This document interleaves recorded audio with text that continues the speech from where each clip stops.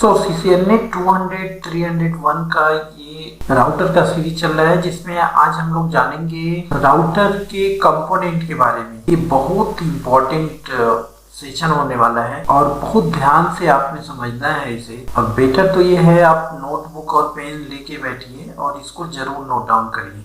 Video को pause करके करिए। एनीवे मैं नोट्स भी शेयर करूंगा। जो लेक्चर होता है ये इसको अगर आप नोट डाउन करेंगे तो सबसे बेटर नोट होता है। और मैं जैसा कि पहले ही अनाउंस कर चुका हूँ, इसका मैंने टेलीग्राम चैनल बना रखा हूँ और वहाँ पे उस चैनल को इस वीडियो की डिस्क्रिप्शन भी रहेगा, वहां से आप नोट्स डाउनलोड कर सकते हैं। तो राउटर के कंपोनेंट के बारे में बहुत ज़्यादा जरूरी है जानना इंटरव्यू के लिए। किसी भी इंटरव्यू में आप पार्टिसिपेट करते हैं वहाँ जरूर क्वेश्चन पुट अप होते हैं। ये बहुत कंफ्यूजन भी होता है, लेकिन मैं इतना इजी कॉन्सेप्ट बताऊंगा आपको जरूर समझ में आ जाएगा। बस आपको करना क्या है, पैसेंस के साथ लेक्चर सुनना है, देखना है, नोट्स को देखना है, आपको समझ में आ जाएगा। ठीक है। टाइम एक्सटेंड हो सकता है, वीडियो थोड़ा लंबा हो सकता है, सेशन लंबा हो सकता है, तो पैसेंस के साथ आप देखेंगे तो जरूर आएगा।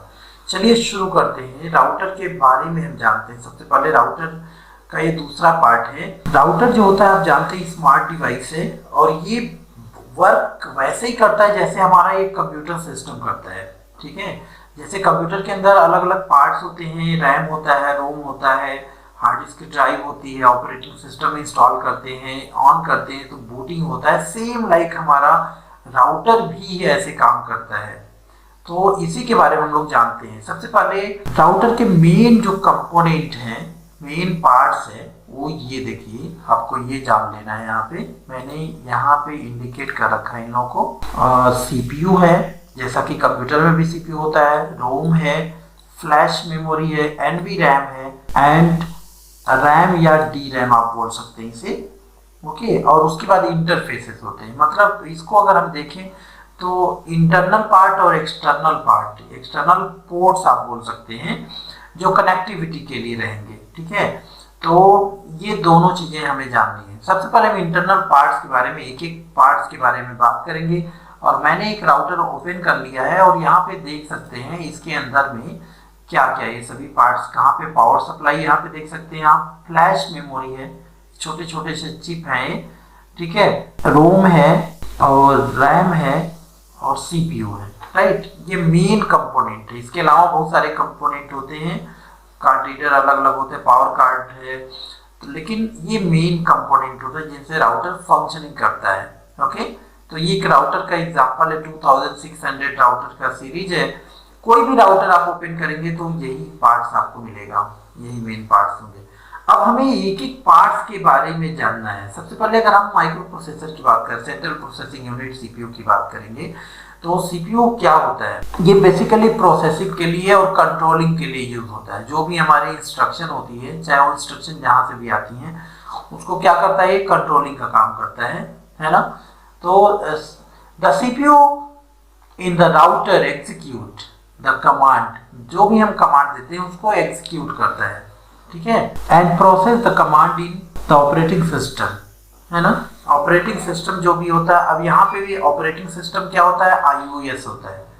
इसके अंदर राउटर के अंदर जो ऑपरेटिंग सिस्टम होता है iOS होता है। तो ठीक है। तो प्रोसेसर का काम क्या होता है, एग्जीक्यूट करना, प्रोसेस करना, कमांड को एग्जीक्यूट कराना और प्रोसेस करना, ये दो काम होता है प्रोसेसर का, और कंट्रोलिंग करना।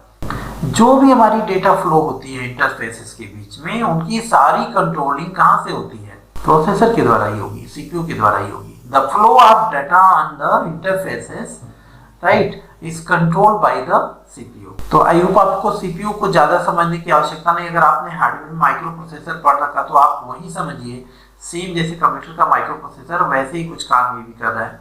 ठीक है। और इसके बाद हम बात करते हैं रोम, रीड ओनली मेमोरी। एक नॉन वोलेटाइल मेमोरी होती है रोम का पूरा नाम होता है रीड ओनली मेमोरी, ये नॉन वोलेटाइल मेमोरी बोलते हैं। और रोम का काम क्या होता है, ये स्टार्टअप बूट स्ट्रैप का काम करता है। स्टार्टअप प्रोग्राम करता है। इसको हम दूसरे रूप में जानते हैं, पोस्ट के रूप में, पोस्ट करता है। पोस्ट होता क्या है, अगर रोम की हम बात करें तो ये पोस्ट का काम करता है ना। POST। पोस्ट क्या होता है? Power on self test. जैसे हम राउटर को ऑन करते हैं, सबसे पहले यही जो रोम के अंदर एक सॉफ्टवेयर होता है वो बूटअप होता है, ठीक है, उसी को हम पोस्ट प्रोसेस बोलते हैं, power on self test. Actually hardware level में जाके चेक करेगा सभी हार्डवेयर डिवाइसेस को, उनको चेक करने का काम करता है, ठीक है।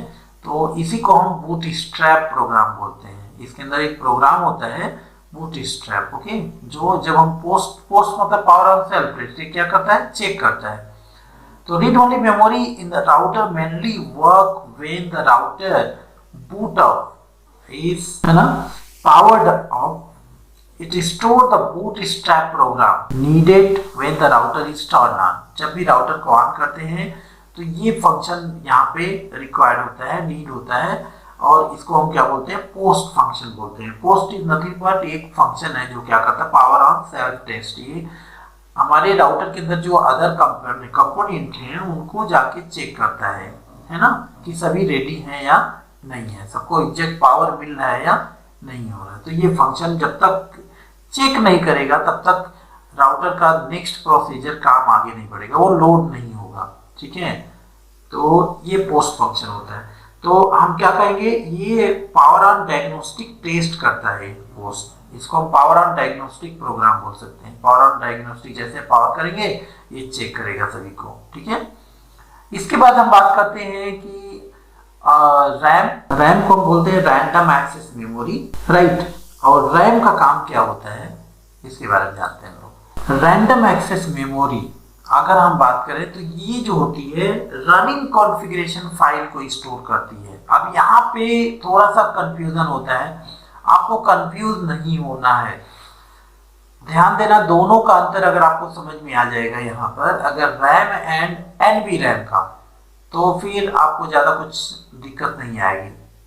RAM and NV RAM, RAM and flash memory and NV RAM, तीनों का, ठीक है। सबसे पहले रैम आप समझो।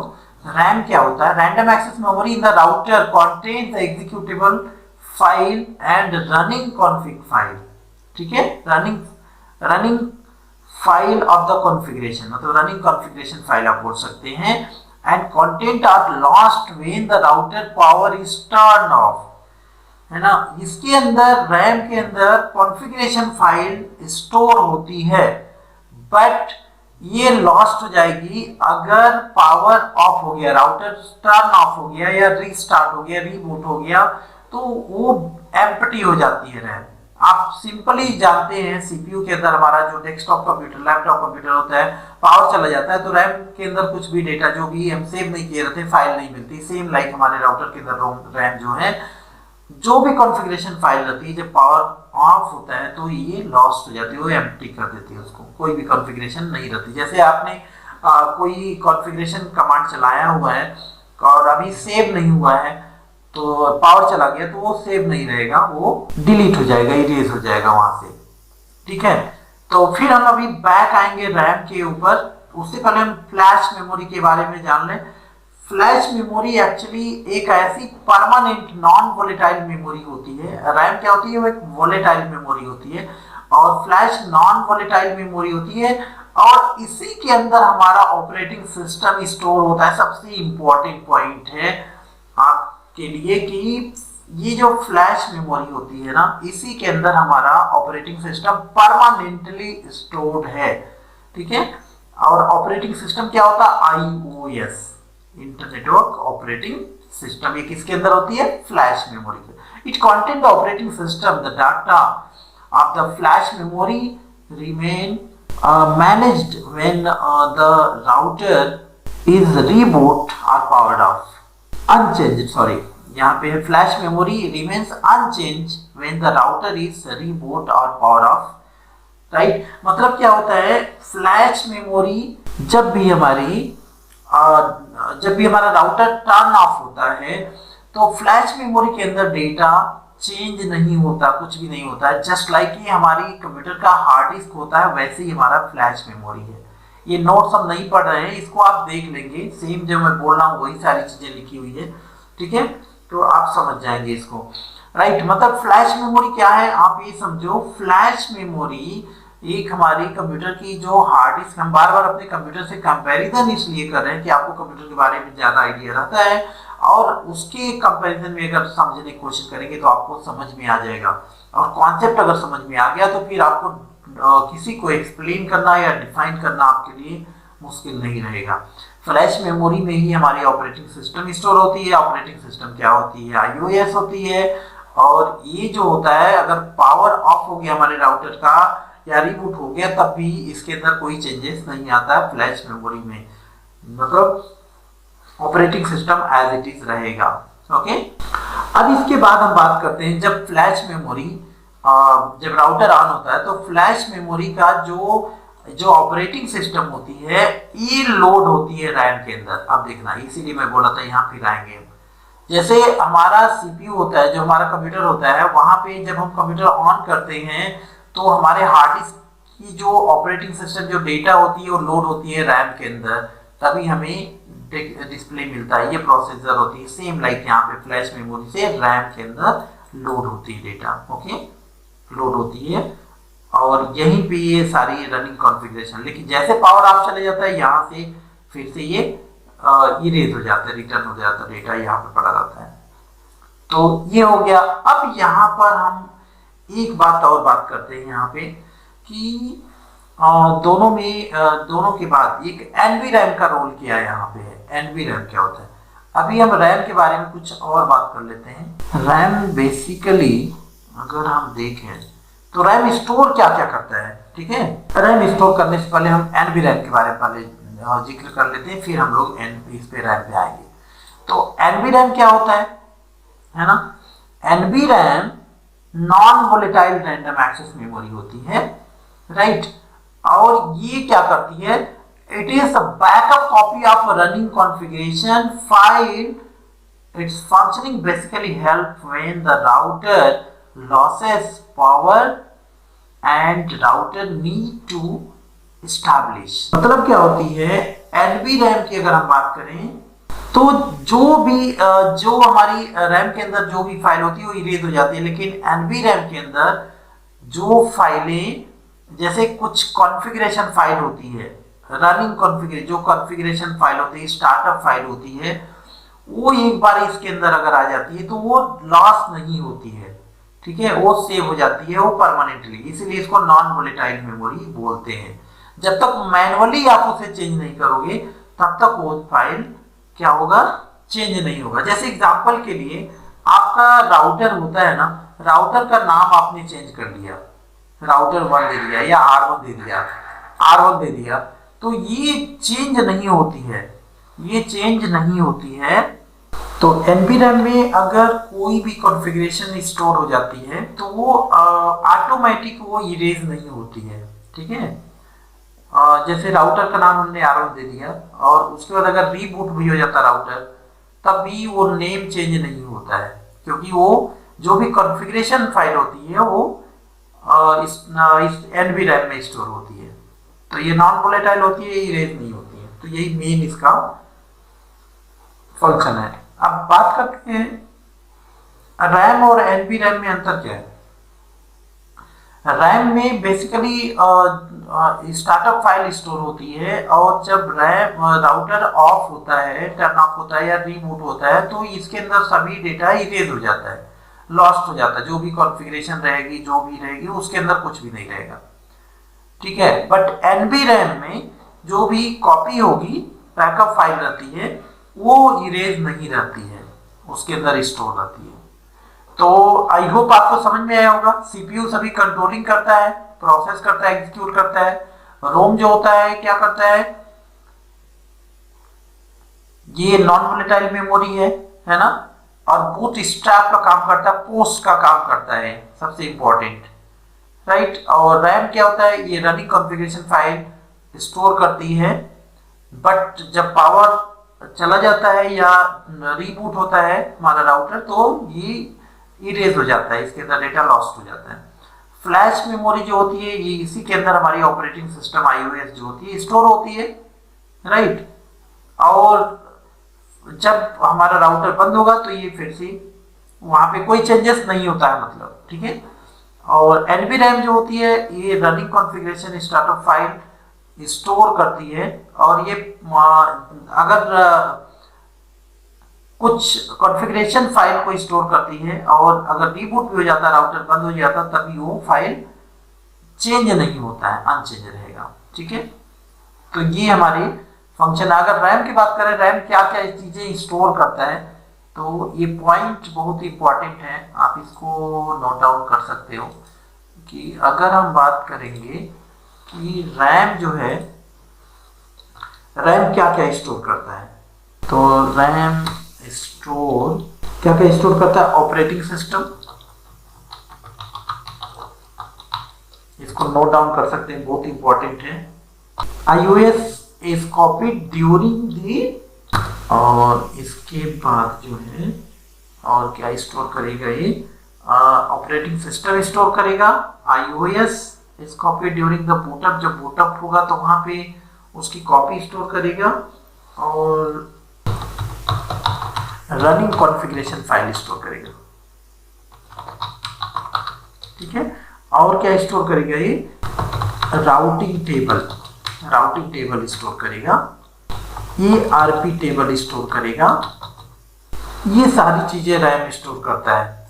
ठीक है, बट जैसे पावर चला जाएगा ये सभी क्या हो जाएगा, एम्प्टी हो जाएगा, सभी लॉस्ट हो जाएगा जो भी स्टोर है। ठीक है, तो इंटरव्यू रिलेटेड एक क्वेश्चन है, बहुत इंपॉर्टेंट है, इसको नोट डाउन कर सकते हैं आप। राइट, अब हम बात करते हैं, इसको मैं दिखाता हूं आपको एक डायग्राम में। यहाँ पे ये जो है यहाँ पे देखिए, ये जो हमारा राउटर है ये इंटरनल है, यहाँ पे इंटरनल पार्ट है इसकी, और ये जो है एक्सटर्नल इंटरफेसेस है, ऑक्स केबल है, कंसोल केबल है, यूएसबी केबल है, यूएसबी पोर्ट है, सीरियल पोर्ट है, फास्ट इथरनेट, फास्ट, ये सभी हमारे क्या है, राउटर की एक्सटर्नल पोर्ट्स हैं। ठीक है, अब ये देखिए फ्लैश, एनवी रैम, सीपीयू, और ये अगर इसको हम अगर वैसे देखें कैसे ये काम करेगा, तो स्टेप अगर देखेंगे, सबसे पहला क्या स्टेप रहेगा, सबसे पहला स्टेप रहेगा क्या,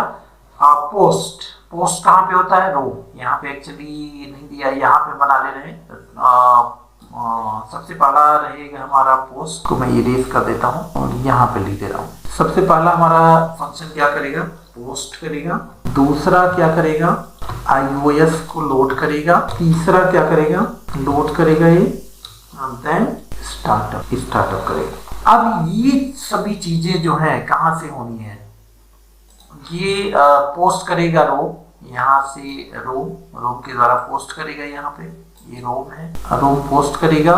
फिर iOS क्या होगा, लोड होगा, कहाँ पे iOS है, फ्लैश मेमोरी में है, फ्लैश में iOS है। ठीक है, लोड कहाँ पे हो रही है, लोड हो रही है रैम के अंदर, और ये जो होता है सारी कंट्रोलिंग कहाँ से हो रही है, सीपीयू के द्वारा हो रही है। ठीक है, उसके बाद जो ये स्टार्टअप है, स्टार्टअप यहाँ पे स्टार्टअप फाइल, रनिंग फाइल सभी स्टोर हो जाएगी। फिर ये क्या होगी, जो भी कॉन्फ़िगरेशन हमारा रहेगा वो कॉन्फ़िगरेशन फाइल इसके द्वारा कहाँ पे, एनवी रैम में स्टोर हो जाती है। तो पावर अगर चला भी जाता तो यहाँ पे कॉन्फ़िगरेशन फाइल हमारी बनी रहती है वैसे। ठीक है, तो ये इंटरनली कहीं ना कहीं राउटर हमारा ऐसे काम करता है। तो आई होप आपको ये समझ में आया होगा, राउटर के फंक्शन, राउटर के इंटरनल पार्ट्स कौन कौन से हैं और इनके फंक्शन कौन से हैं। अब हम थोड़ा सा इसको मैं इन एक्सटर्नल पार्ट्स को मैं दिखाने की कोशिश करूंगा आपको, कि एक्सटर्नल जो राउटर के हमारे पार्ट्स हैं, इंटरफेसेस हैं, इसके बारे में देखो। तो क्या क्या है एक्सटर्नल हमारे राउटर के इंटरफेस हैं, एक कंसोल पोर्ट होता है, एक्सिलरी पोर्ट होता है, पावर केबल होता है, और सीरियल पोर्ट होता है ना। तो ये सभी ये मेन पोर्ट होते हैं हमारे, फास्ट इथरनेट पोर्ट है, ये मेन पोर्ट होते हैं राउटर को कॉन्फ़िगर करने में, राउटर की कनेक्टिविटी कराने में। ठीक है, यहाँ पे मैं दिखा देता हूँ आपको, ये देखिए ये एक्सटर्नल पोर्ट है। ठीक है, तो सबसे पहले बात करते हैं यहाँ पे, ये देखिए पावर केबल है, पावर केबल तो जानते हैं, पावर केबल है। कंसोल पोर्ट के बारे में बात करें कंसोल पोर्ट जो होता है, कंसोल पोर्ट और एक्सिलरी पोर्ट देखने में दोनों RJ45 जैसे ही रहेगा। दोनों में अंतर ही होता है कि कंसोल पोर्ट डायरेक्ट एक एडमिनिस्ट्रेटर, लोकल एडमिनिस्ट्रेटर इसको कॉन्फ़िगर करता है। ध्यान दीजिएगा, राउटर है एक हमारा, और इसको कॉन्फ़िगर करने के लिए अगर यहाँ पे ये कंसोल पोर्ट है, इस हम एक राउटर, एक लैपटॉप या डेस्कटॉप से सीरियल पोर्ट के द्वारा, यहाँ पे सीरियल पोर्ट रहेगा और यहाँ पे क्या रहेगा, कंसोल पोर्ट। कंसोल पोर्ट और सीरियल पोर्ट क्या कैसे रहेगा, इसको मैं अभी दिखाता हूँ, इमेज दिखाने की कोशिश करता हूँ। तो यहाँ से आप लोकली कॉन्फ़िगर कर सकते हैं, लेकिन अगर रिमोट से अगर कॉन्फ़िगर करना हो तो उसके लिए एक्सिलरी पोर्ट होता है, ये UX पोर्ट जो होता है, मतलब वो भी कॉन्फ़िगर करने के लिए है, लेकिन आप रिमोटली उसको कॉन्फ़िगर कर सकते हैं कहीं से। ठीक है, तो ये चीज़ें होती हैं। और इसके बाद हम बात करते हैं कुछ और इंटरफेसेस के बारे में, तो वो है सीरियल पोर्ट। हाँ, सीरियल पोर्ट मैंने बताया। और फास्ट इथरनेट पोर्ट क्या होता है, राउटर से राउटर कनेक्ट करने के लिए या फिर डिफॉल्ट गेटवे के लिए भी हम लोग यूज करते हैं इसको। ठीक है, तो ये हमारे राउटर के ये है। ये देखो यहाँ पे अगर आप देखेंगे तो ये समझ में आएगा। इसको मैं थोड़ा सा बड़ा करने की कोशिश करता हूँ, यहाँ पे अब आपको दिखने में इजी रहेगा। ये देखो, ये कंसोल पोर्ट है, ये सीरियल पोर्ट होता है। तो लैपटॉप में आपको देखने को मिल, लैपटॉप या डेस्कटॉप में सीरियल पोर्ट होता है। तो आप इसको क्या करोगे, ये RJ45 पोर्ट जैसे ही है, आप सीधे इसको अपने जो कंसोल पोर्ट है उसमें लगाएंगे और ये जो होता है अपने लैपटॉप या डेस्कटॉप में लगाएंगे। और अगर क्वेश्चन ये आता है कि अगर हमारे लैपटॉप में और डेस्कटॉप में सीरियल पोर्ट नहीं, क्योंकि अब ये आना बंद हो गया कहीं ना कहीं, तो इसके लिए दूसरा चीज होता है, एक मिनी USB पोर्ट आता है, USB-B पोर्ट जिसे बोलते हैं। तो उसके द्वारा हम कनेक्ट कर सकते हैं। यहाँ पे RJ45 रहेगा, यहाँ पे USB पोर्ट रहेगा। तो कंसोल USB पोर्ट करके उसका नाम है। ठीक है, उसको भी मैं दिखाने की कोशिश करता हूँ, अगर मिल जाता है ये पोर्ट तो हमें ऑनलाइन तो सब कुछ अवेलेबल है। ठीक है, तो ये चीजें हैं। तो बस ये यहाँ पे मैं दिखा देता हूँ। देखो, इस जगह पे इस राउटर में दिखाया गया है, देख लीजिए आप, इथरनेट LED है यहाँ पे चल रही है ना। और ये रहा इथरनेट पोर्ट है, और यहाँ पर पावर बटन है, पावर ऑन ऑफ स्विच है ना। एक्सिलरी पोर्ट, कंसोल पोर्ट, दोनों यहाँ पे देखिए, axillary port and console port. इसको मैं बड़ा करता हूँ तो आपको थोड़ा और क्लियर होगा। एक्सिलरी पोर्ट है, कंसोल पोर्ट है, ठीक है, और ये पावर सॉकेट है, ये सीरियल है। सीरियल पोर्ट जो होता है, हमारे पास दो ऑप्शन होते हैं। सीरियल पोर्ट जो होता है, सीरियल पोर्ट से सीरियल पोर्ट हम राउटर से राउटर को कनेक्ट करते थे सीरियल। अभी इसके लिए फास्ट इथरनेट पोर्ट आता है। ठीक है, फास्ट इथरनेट पोर्ट से ही हम लोग राउटर से राउटर को कनेक्ट करते हैं। ठीक है, तो ये हमारे इंटरफेसेस हैं। और अब मैं इसको थोड़ा सा देखता हूँ। ये मैं आपको USB console port, USB console cable यहाँ पे आपको दिख जाएगा, ये है ना, ये रहा USB कंसोल। डायरेक्ट ऐसे कर सकते हैं आप, ये देखो, ये रहा, एक साइड USB है और इधर सीरियल पोर्ट। तो USB कंसोल हो गया। और अगर ये नहीं मिल रहा तो हम क्या कर सकते हैं, वहां पे एक काम और कर सकते हैं कि हम कन्वर्टर ले सकते हैं, USB to serial to USB,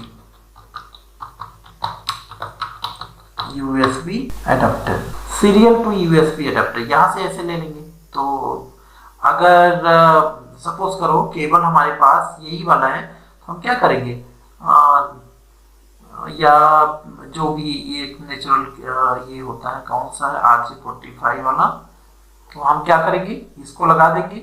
ये USB तो रहेगा ही लैपटॉप में, और ये सीरियल पोर्ट आ जाएगा। फिर हम सीरियल का जो नॉर्मल हमारा कंसोल केबल होता है उसको हम लगा के कॉन्फ़िगर कर लेंगे। तो हर कन्वर्टर आ रहा है, या डायरेक्ट ऐसे आ रहा है, अभी डायरेक्ट आप लगा सकते हो, RJ45 कंसोल, USB, हर केबल आ रहे हैं। और केबल अगर वो एग्जैक्ट नहीं मिला तो कन्वर्टर आ रहा है। तो ऑप्शन हमारे पास है, हम ऐसे कर सकते हैं। ऑक्सिलरी केबल अगर देखेंगे तो वो भी आता है डायरेक्ट, हम उसको उसको क्या करते हैं, मॉडेम में लगाते हैं फिर। ओके, तो ये सारे हमारे कनेक्टर्स हैं, केबल्स हैं, इंटरफेसेस हैं। ठीक है, तो आई होप आपको समझ में आया होगा राउटर के इंटरनल पार्ट्स और इंटरफेसेस के बारे में। इंटरफेसेस के बारे में और बढ़िया से हम लोग जानेंगे जब राउटर की कॉन्फ़िगरेशन हम नेक्स्ट सीरीज में बताएंगे, नेक्स्ट सेशन में, तो आपको समझ में आ जाएगा।